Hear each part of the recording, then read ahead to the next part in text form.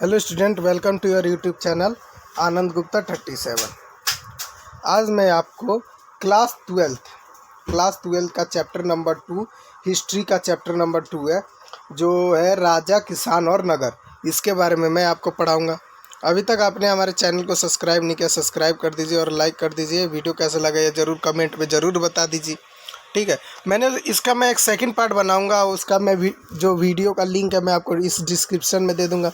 मैंने सोचा था इसमें मैं आपका सारा कवर कर दूंगा, पर हो नहीं पाया, बहुत लंबा वीडियो बन जाता।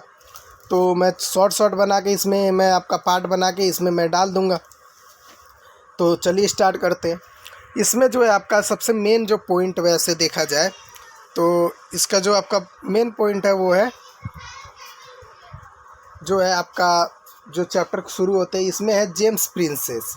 जेम्स प्रिंसेप जो है क्या ईस्ट इंडिया कंपनी का क्या था, एक अधिकारी था। अब ईस्ट इंडिया कंपनी का वो अधिकारी था जो आपने पढ़ा होगा 6ठी 7वीं में, उसमें पढ़ा होगा कि ईस्ट इंडिया कंपनी की स्थापना कैसे हुई। और इन्होंने क्या करा था कि सूरत में जाकर उन्होंने कपड़े का फैक्ट्री लगाया था। तो उसी का एक अधिकारी है ये जेम्स प्रिंसेप।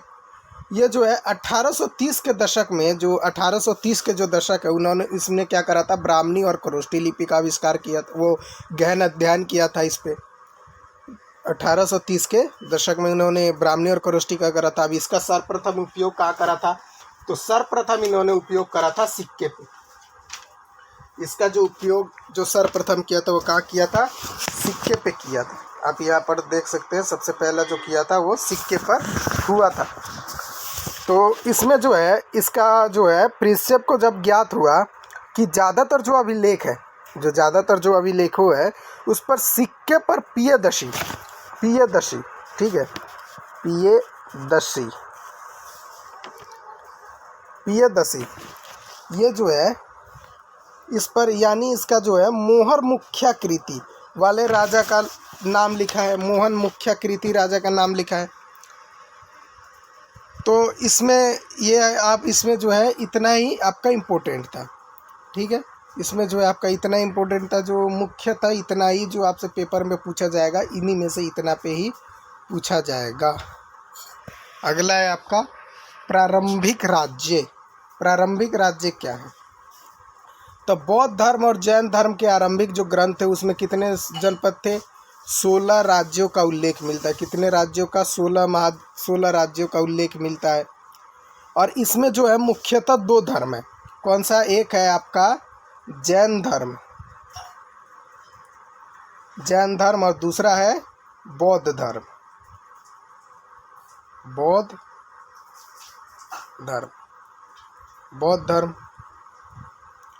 अब इसमें इसका आपका 2 उसमें मिलता है। अब 2 मिलता है, लेकिन जो है इन ग्रंथों के जो महाजनपद है उनका सूची एक समान नहीं है। जो इन जनपदों के जो सूची है वो एक समान नहीं है। जो 16 महाजनपदों की जो सूची है वो एक समान नहीं है। महाजनपदों के जो कुछ नाम है, जो महाजनपदों के जैसे कुछ नाम जैसे है, जैसे वाणिज्य, ठीक है, जैसे कुछ नाम है, जैसे कि वाणिज्य मगध, ठीक है, वाणिज्य है, मगध है। इसके जो है कौशल है, कुरु है, पंचाल है, गंगाधर है, अवंती है, जैसे महाजनपदों का उल्लेख मिलता है। लेकिन जो इनमें सबसे जो महत्वपूर्ण है वो है, कौन सा है, मगध। सबसे जो महत्वपूर्ण है वो क्या है, मगध। और जो मगध जो है इसमें मैं आपको नीचे पढ़ाऊंगा कि मगध क्या है, कैसे हुआ। ठीक है, तो स्टार्ट करते हैं आपका। इसमें जो अधिकांश जो महाजनपदों के शासक होते थे, वह गण या संघ जैसे नाम से प्रसिद्ध राज्यों में लोगों के समूह शासन करते थे। गण और संघ था, ठीक है। उसमें प्रसिद्ध राज्यों में कई लोगों के जो समूह शासन करते थे, समूह मिलकर समूह शासन करते थे, यानी कोई इस पर एक जब व्यक्ति मिलकर शासन नहीं करता था, एक से अधिक व्यक्ति मिलकर इस पर शासन करते थे। और इसमें जो लोग थे इस पर जो मिलकर शासन करते थे वो, एक जाहिर सी बात है वो राजा के समान हुए, लेकिन उसे भी राजा ही माना जाता था, उसे राजा ही कहते थे। 6ठी शताब्दी में धर्मशास्त्र नामक ग्रंथ की रचना हुई। जब 6ठी शताब्दी आई तो किसका रचना किया? धर्मशास्त्र नामक ग्रंथ की रचना करी। यह ग्रंथ जो था वो संस्कृत भाषा में था। आपसे पेपर में 1 नंबर में पूछेगा कि जो धर्मशास्त्र ने जो ग्रंथ की रचना करी थी उसका किस भाषा में उस धर्मशास्त्र की रचना की गई थी, तो किस में की गई थी? संस्कृत भाषा में की गई थी। और ये करा किसने था? तो ब्राह्मणों ने मिलकर इसकी रचना करी थी। अब ये जो ग्रंथ है, अब इसमें ग्रंथ में मैं क्या है उसमें मैं बता देता हूँ। इस ग्रंथ में ये लिखा गया था कि जो इस ग्रंथों के जो अनुसार जो था, सिर्फ क्षत्रिय जो लोग होते थे, जो सिर्फ क्षत्रिय जो लोग होंगे वही इस पर मिलकर शासन कर सकते हैं, इस पर ही शासन कर सकते हैं। शासकों के काम में किसानों, व्यापारियों और शिल्पकारों से कर तथा भेंट वसूलना शामिल था। इनके जो इनकम के जो होता था 2 सोर्स होते थे। इनकम के कितने सोर्स होते थे? 2 सोर्स होते थे। पहला ये होता था कि जो शासक होते थे, शासकों के जो काम होता था वो किसानों, व्यापारियों और शिल्पकारों से कर तथा भेंट वसूलना शामिल था। इनसे वो क्या करते थे? टैक्स लेते थे, गिफ्ट लेते थे, इनसे वसूला जाता था। और दूसरा जो ये इनका इनकम था वो क्या था कि जो अपने ये जैसे इनकी जो राज्य है, इनका जो ये राज्य है, ठीक है, इसके जो पड़ोसी राज्य है, ठीक है, इनके पड़ोसी राज्य, इस पर ये क्या करते थे? ये आक्रमण करते थे। ये क्या करते थे? आक्रमण करते थे कि हाँ भाई चलो इस पे हम आक्रमण मिलकर करते हैं। अब इस पर जब वो आक्रमण करते थे तो इस पे आक्रमण करके उससे क्या करते थे? कर और वह भेंट वसूलते थे। उस पे धन भी उनसे इकट्ठा करते थे, धन भी उनसे इकट्ठा करते थे। इनका 2 था। तो जब कोई भी राजा होगा उसका जो ये पड़ोसी राज्य होगा उस पे अगर उस पे आक्रमण करके उनका राज्य, तो पहले इन सब राज्यों पे क्या था? सहकारी नौकरशाही था।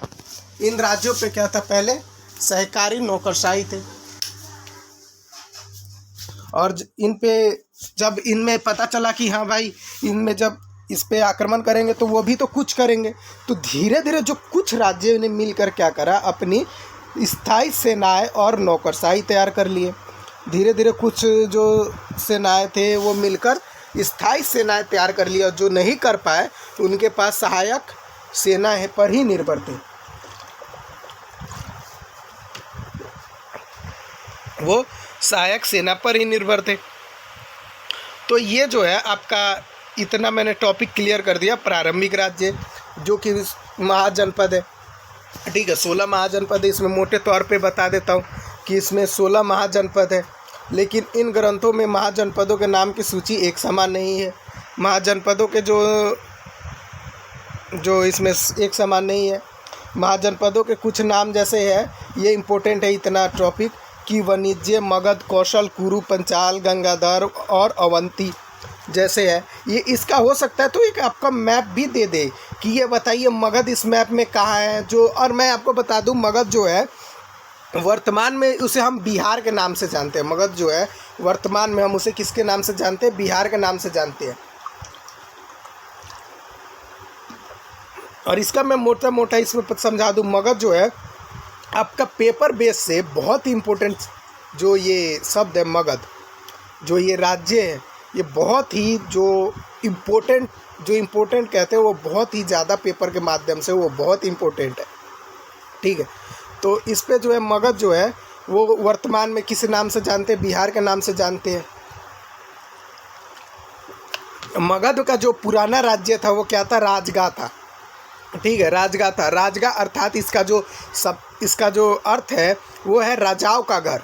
जो राजगा का अर्थ है उसका है राजाओं का घर, लेकिन बाद में इसका क्या नाम से रख दिया? पाटलिपुत्र। पाटलिपुत्र वर्तमान में किसी नाम से जानते हैं? हम पटना नाम से जानते हैं वर्तमान में, ठीक है। तो आगे हम इसमें चलते हैं। इसमें अधिकांश महाजनपदों में शासक होते थे, ये तो हमने आपको बता दिया, जिसमें संघ और गणीय नाम से प्रसिद्ध होता था। अब अगला हम पढ़ते हैं। यहाँ तक मैंने आपका पूरा कंप्लीट करा दिया कि बाकी बचे हुए पर वो सहायक सेना उस पे थे। अब मगध के बारे में हम पढ़ेंगे कि 16 महाजनपदों में से प्रथम मगध के बारे में हम पढ़ेंगे। 6ठी से 4वीं शताब्दी, छठी से चौथीं शताब्दी जो होता था, इसमें जो क्या होता था कि एक सेकंड, छठी से चौथीं शताब्दी के मुकाबले, महाजनपदों के मुकाबले मगध आधुनिक बिहार, जैसा कि मैंने आपको बताया था कि आधुनिक भी हम मगध को किस नाम से जानते हैं, बिहार के नाम से जानते हैं, और ये सबसे शक्तिशाली महाजनपद बन गया था। और मैं आपको बता दूं कि मगध जो था वो सबसे शक्तिशाली जो था वो महाजनपद था, सबसे शक्तिशाली था। जो आधुनिक इतिहासकार जो है, जो अभी के इतिहासकार है, वो ये बताते हैं कि जो मगध का जो क्षेत्र है, जो मगध है यानी जो बिहार था, उसकी उपज खास तौर पर अच्छी होती थी। दूसरे लोहे की खदानें जो कि झारखंड में एक वो टाटा स्टील इस्पात है, और वहाँ पे टाटा के नाम से एक रेलवे स्टेशन भी है। और मैं आपको ये बताऊं कि अगर मैं गहनता से जाऊं तो वहाँ पे जो टाटा स्टील इस्पात है, वहाँ की मिट्टी काली है, उसके आसपास की जो मिट्टी है वो बहुत ही काली है, ठीक है। और उसका नाम से, टाटा के नाम से वहाँ पे झारखंड में एक स्टेशन भी है, उसके फैक्ट्री के बगल में ही स्टेशन भी है। तो और इससे क्या करते थे, वो हथियार बनाते थे। पहले तो ये तो होता नहीं था कि यहाँ बंदूक ये सब होते थे, तो उस टाइम क्या करते थे, हथियार बनाते थे। हथियार उसमें अपना बना लिया, तलवारें बना ली, भाला बना ली, आदि चीज़ें बना ली। जंगली क्षेत्रों में हाथी उपलब्धता बहुयात थी, जो सेना के लिए महत्वपूर्ण अंग थे। इसके अतिरिक्त इनका जो गंगा है, सबसे इम्पोर्टेंट जो है ये गंगा है। जो गंगा नदी जो था, इनकी ट्रांसपोर्ट यातायात के लिए बहुत ही महत्वपूर्ण, यानी बहुत ही ज़्यादा इम्पोर्टेंट जो था वो गंगा नदी है। वो जब गंगा नदी है, उसके उप नदियाँ है, ये गंगा नदी आ रही है, इसकी जो उप नदियाँ यानी जो सहायक नदियाँ हैं, तो इससे उनका क्या होता था, यातायात सस्ता और भी आसान पड़ जाता था, आसान पड़ जाता था। इसमें आप यहाँ देखिए, उपनिवेश सस्ता और आसान होता था। लेकिन जो आरंभिक जैन और बौद्ध धर्म, जैसे कि उसमें बताया था, इन्होंने ये क्या कहते हैं, मगध की महत्व का कारण बताया, ठीक है। मगध की जो महत्व है उसका कारण बताया। इसका जो कारण है उसमें विभिन्न शासकों की नीतियाँ, किसी एक शासक की नहीं है कि हाँ किसी एक राजा की है, नहीं, किसी एक राजा की नहीं है। इसका जो कारण है वो किसी एक राजा का नहीं है, वो एक से अधिक राजाओं का यहाँ पे नीतियाँ है। अब इन लेखकों के अनुसार, यानी जो ये दो लेखक थे, आपसे पूछेंगे कि मगध के लेखक दो के नाम बताइए, तो इसमें आप लिखेंगे इन लेखक जो थे, ये बिंबिसार और अजातशत्रु, ये आपके बहुत इंपॉर्टेंट दो नाम है, ठीक है। ये आपके दो बहुत इंपॉर्टेंट नाम है, बिंबिसार और अजातशत्रु। और महाजनपद जैसे प्रसिद्ध राजा अत्यंत महत्वाकांक्षी शासक थे, और इसके मंत्री उनकी नीतियाँ लागू करने में बिल्कुल भी हिचकिचाते नहीं थे। जो इनकी नीतियाँ थी उनकी बिल्कुल नहीं हिचकिचाते थे। तो अगला है आपका आरंभ जो है राजगा। मैंने उस टाइम बताया था आपको कि राजगा, जो आरंभ में जो राजगा है, ठीक है, राजगा जिसे क्या कहा जाता था, बिहार की जो क्या थी राजा, इसमें मगध जो था राजधानी थी, मगध की राजधानी थी क्या थी, राजगा। मैंने ऊपर ही बताया था कि जो राजगा थी वो क्या थी, मगध की राजधानी थी। और राजगा का क्या अर्थ था, मैंने बताया था, राजगा का घर, वो राजाओं का घर था। यह पहाड़ियों के बीच बसा हुआ था, ये पहाड़ियों का, और ये मैं बता दूं ये किलाबंद भी था, और यह एक किलाबंद शहर था। बाद में 4वीं शताब्दी ईसा पूर्व में इसका पाटलिपुत्र राजधानी बनाया गया। बाद में इसका ये क्या 4वीं शताब्दी के अंतर्गत, जो 4वीं शताब्दी आई उसमें क्या हुआ कि पाटलिपुत्र की राजधानी बनाया गया, जिसे हम वर्तमान में क्या पटना के नाम से जानते हैं। ये रहा पाटलिपुत्र के आधुनिक नाम क्या है, पटना है, और कुछ नहीं है। तो इतना हमारा क्लियर हो गया। मगध तो हमने क्लियर कर लिया। अब है आपका एक आरंभिक साम्राज्य। मगध का विकास के साथ एक और शक्तिशाली साम्राज्य का उदय हुआ। अब मगध का जब विकास हुआ तो एक और शक्तिशाली का उदय हुआ, एक और उदय हुआ। जिसका नाम था मौर्य साम्राज्य। जो ये है, ये एक है, इसका नाम क्या था, मौर्य साम्राज्य। अब चंद्रगुप्त मौर्य लगभग 321 ईसा पूर्व इस साम्राज्य के संस्थापक थे। जो चंद्रगुप्त मौर्य थे वो 321 पूर्व वो जो थे चंद्रगुप्त के संस्थापक थे। अब चंद्रगुप्त मौर्य जो थे पश्चिमी उत्तर और अफगानिस्तान और बलूचिस्तान तक इनका साम्राज्य फैला था। जो चंद्रगुप्त मौर्य था, जैसे ये भारत हो गया, ठीक है, थोड़ा ड्राइंग वैसे है, थोड़ा वैसे ड्राइंग पे मत जाइएगा, ठीक है, ये भारत हो गया। अब यहाँ जो है वो बिहार है। अब बिहार जो है, यहाँ से इनका अफगानिस्तान, बलूचिस्तान ये पूरा उसमें फैला हुआ था। बाद में इन्होंने असम पर भी असम को पर भी विजय पा ली थी, जिसे हम कलिंग, पहले उसका नाम था कलिंग, जिसे वर्तमान में हम किसे असम के नाम से जानते हैं। ठीक है, इतना कन्फ्यूज़न क्लियर। अब है आपका मौर्य वंश के बारे में जानकारी प्राप्त करना। अब मौर्य वंश के बारे में हम जानकारी प्राप्त करेंगे कि मौर्य वंश क्या था, क्या नहीं है। ठीक है,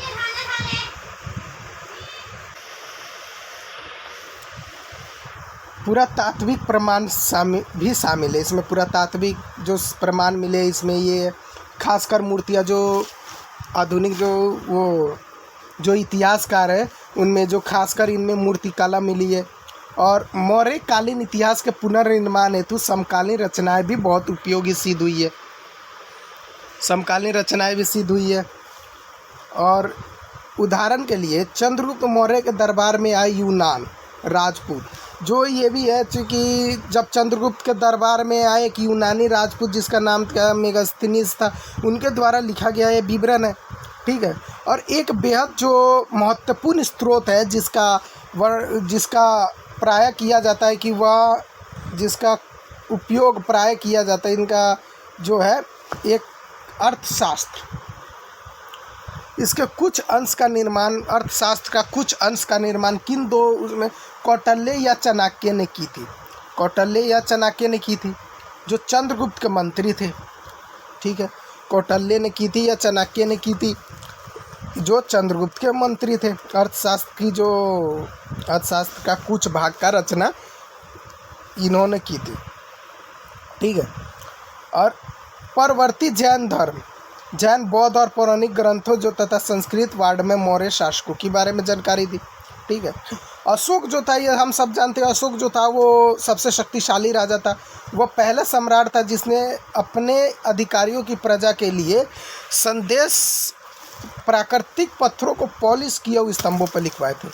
वो पहला ऐसा राजा था जिसने प्राकृतिक जो पत्थर थे उस पर पॉलिश किए हुए पत्थर पर अपने प्रजा के लिए संदेश लिखवाया था।